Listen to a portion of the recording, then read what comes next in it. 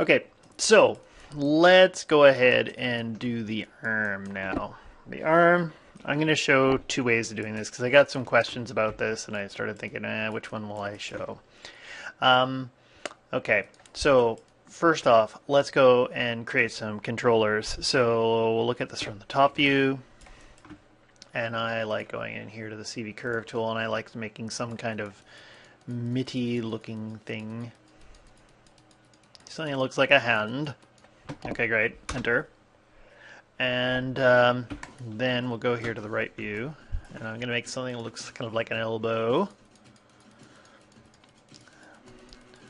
Okay, or actually, you know what? Enter, delete. Let's do it another way. Elbow, EP curve tool.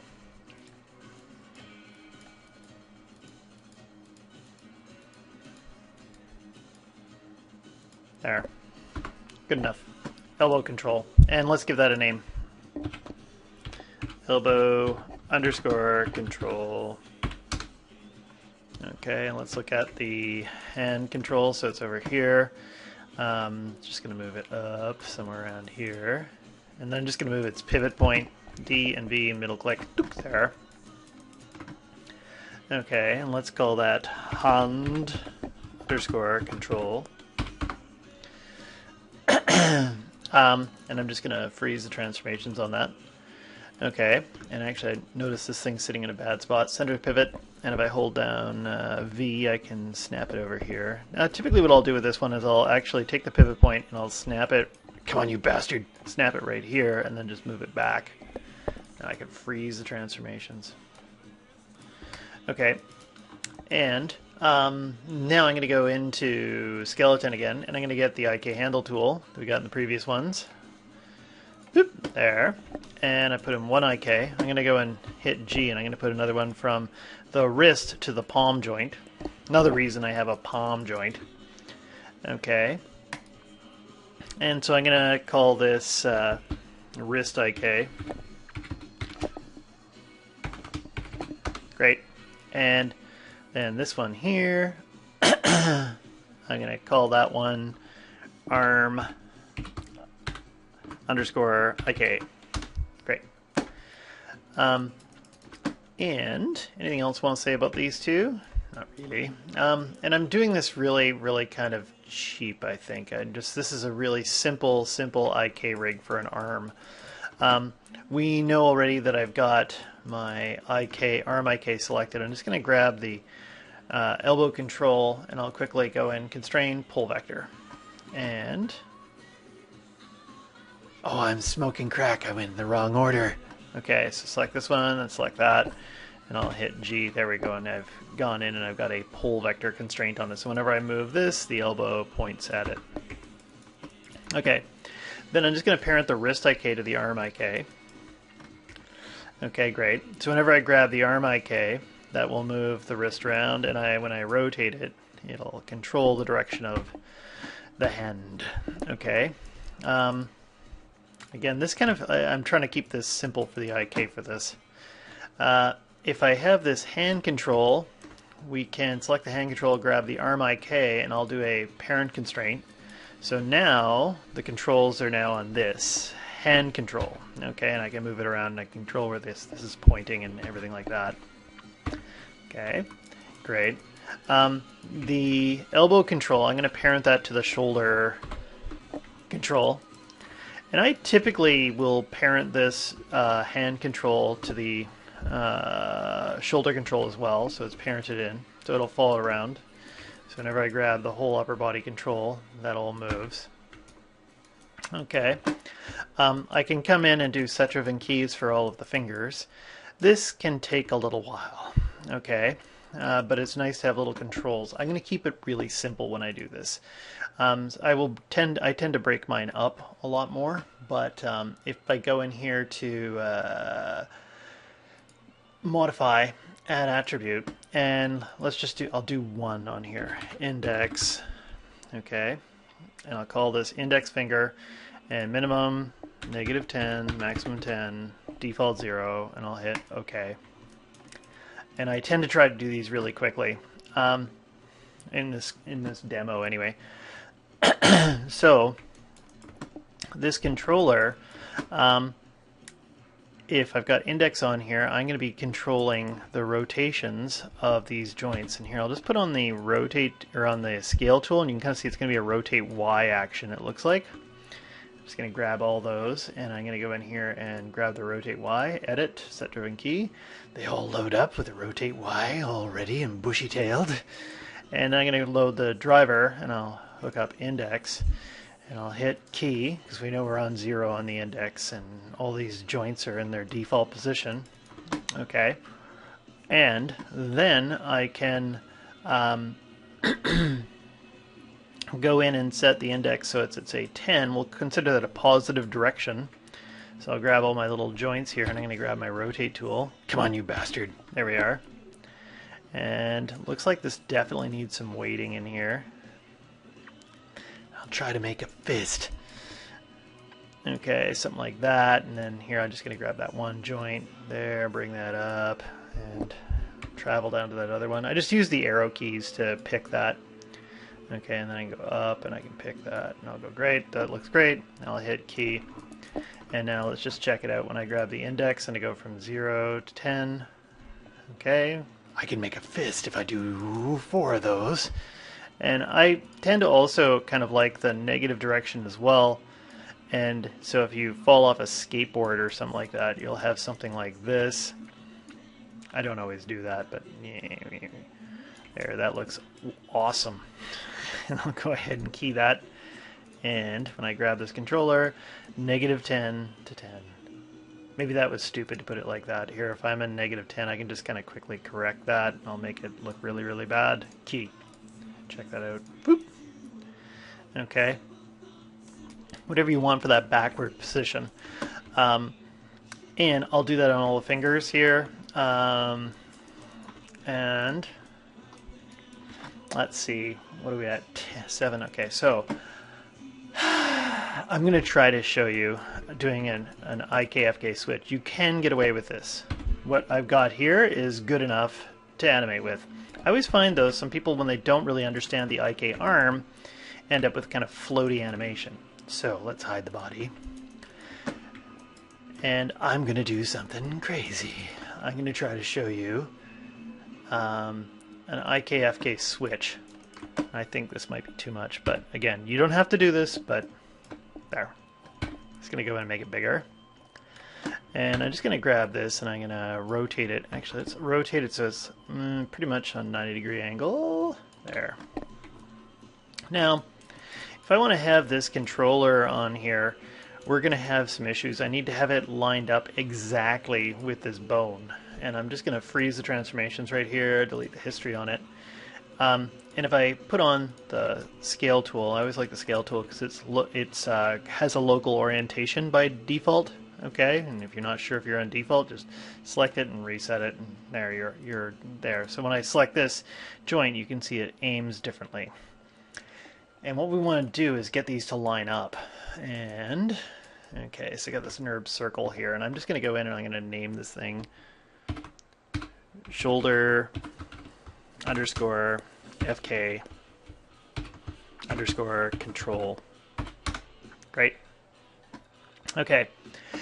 And to get this to line up, what I'm going to do is if I select the joint first, then I select the controller, and I go to constrain, and I go here to orient.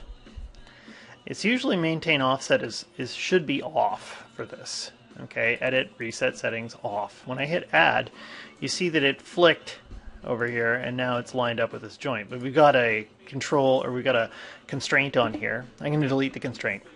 I'm going to look at the controller. Now we got these dirty numbers. Okay, those dirty numbers, I can't freeze the transformation, so I have to do something else here to get rid of those numbers, because I want to start off with my controller being zeroed out and lined up with this joint.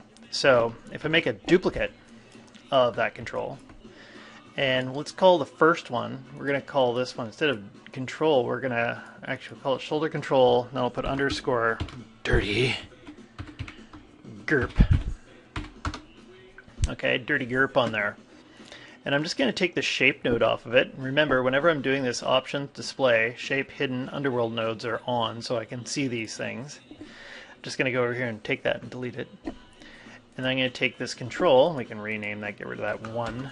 Okay, and it's got dirty numbers. This one's got dirty numbers. But when I parent this one to this one with dirty numbers, it zeroes them out. And that's why I call this a dirty group. It's going to hide all my bad rotation numbers. Okay, and I'm just going to see what I can do for this control here. If I go into hull, and I'll do something like that. Okay, great, so it's just easier to see.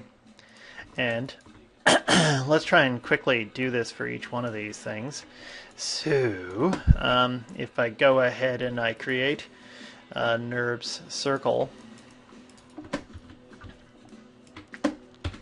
it's going to scale it, hold down J when I rotate it. Should I put this on pause? I don't know, we'll see if I can do it without pausing. And what about that hand? So if I go in here and I make this duplicate, I hold down V there, and then I'm just going to freeze the transformations, kill the history. Same with this one, freeze the transformations, kill the history, and I'm going to call this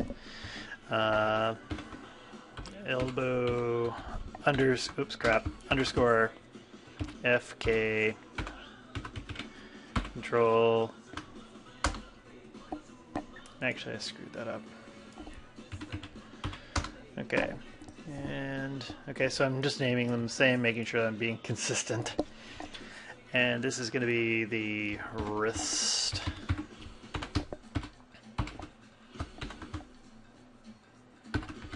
Great. Okay, cool.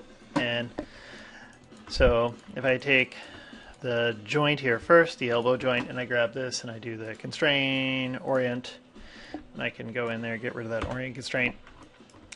And I'll just take this and I'll make a duplicate. Take the original one, and actually I should just take the second one, and I'll take its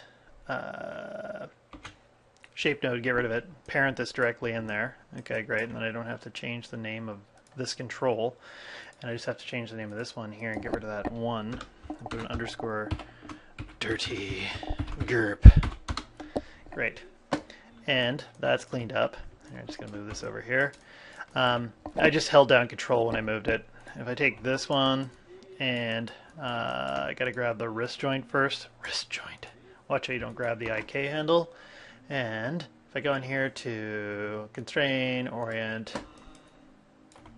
okay, and then I can get rid of the orient constraint, delete it, take this, make a duplicate, and take the duplicate, delete the shape node, parent it in, rename, great.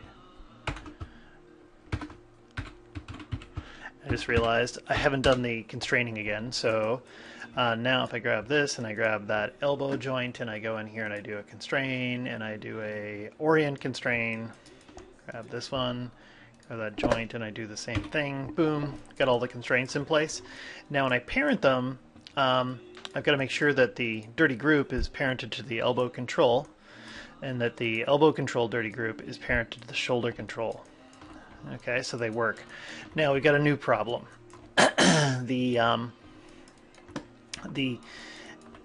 now when I go and I grab this, the constraints or the IKFK doesn't actually work, right? All we get is IK controls on here, and so I've got to make them switch on and off. And I'll typically put it onto this one. And if I were to go on this control and go here to modify, add attribute, and I'll call this one IKFK. Okay, and it's going to go between 0 and 1. And I'm going to hit OK.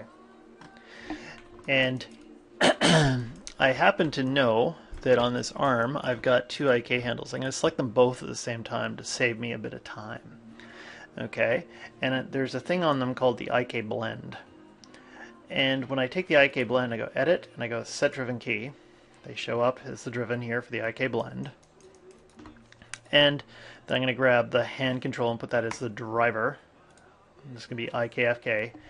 Okay, when it's 0, I'm going to say that FK is in, or that IK is in control. I'm going to key it. Then I'm going to take the IKFK switch and turn it to 1.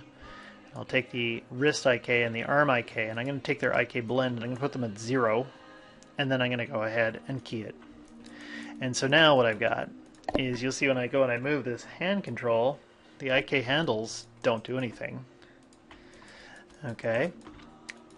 But the bones, when I rotate them, suddenly they're in control.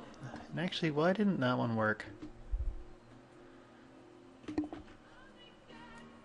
Hold on a second. That one works.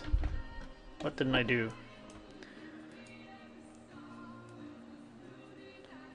Why is that locked? Maybe the constraint? Did I leave a constraint on here? I gotta pause for a second, figure out what I did. Okay, I figured it out. I was not paying attention and I didn't put a constraint back on this shoulder joint. So now if I go in here, constrain, and I quickly do an orient constraint there. Okay, so now when I grab the controller by itself, whoop, there we go. And I can animate my forward kinematics to my leisure.